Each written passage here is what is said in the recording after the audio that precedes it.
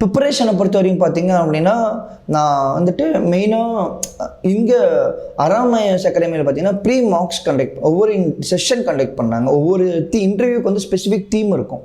நம்ம டிஸ்ட்ரிக்ட்டுக்கு தனியாக ஒரு தீம் இருக்கும். Tamil Nadu issues, world issues, international issues கொஞ்சம் தீம் இருக்கும். அந்த தீமுக்கு தனித்தனியாக செஷன்ஸ் கண்டக்ட் பண்ணாங்க. அப்புறம் ப்ரீ மார்க் கண்டக்ட் பண்ணாங்க. ப்ரீ மார்க் எப்படி எனக்கு யூஸ்ஃபுல்லாக இருந்துச்சுன்னா, அவங்க வந்து டேஃபை பிரேக் பண்ணிட்டாங்க. டேஃபை பிரேக் பண்ணி ஹாபிக்குனா அதே ஒரு ஃபுல் செஷனாக வச்சாங்க 45 மினிட்ஸ்க்கு. அதே மாதிரி நம்ம கோர் சப்ஜெக்ட்டுக்கு 45 மினிட்ஸ் வச்சாங்க. நம்ம ஆப்ஷனல் நம்ம என்னென்னலாம் பிரேக் பண்ணி கேட்குறோமோ அதை ஒரு பேனலில் 4 பேர் 5 பேர் இருப்பாங்க, ஆக்சுவலாகவே நடத்துனாங்க.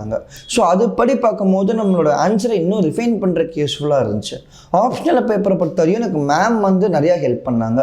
மேம் எனக்கு வந்து சொல்லி கொடுத்தாங்க எப்படியெல்லாம் ஆன்சர் பண்ணணும், எங்கே அட்ரஸ் பண்ணணும், எங்கே ஸ்டாண்ட் எடுக்கணும் திங்கர் வரும்போது அப்படின்னு சொல்லிட்டு.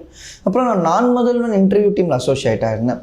அப்போ இன்டர்வியூ டீமில் அசோசியேட் ஆகும்போது அங்கேயும் எனக்கு ரொம்ப ரொம்ப சப்போர்ட்டிவாக இருந்துச்சு. மெயினாக நாங்கள் ஒரு 5-6 பேர் சேர்ந்து ப்ரிப்பேர் பண்ணியிருந்தோம். ஸோ நாங்கள் எல்லோரும் சேர்ந்து கலெக்டிவாக ப்ரிப்பேர் பண்ணும்போது ஓரளவுக்கு எனக்கு சப்போர்ட்டிவாக இருந்துச்சு.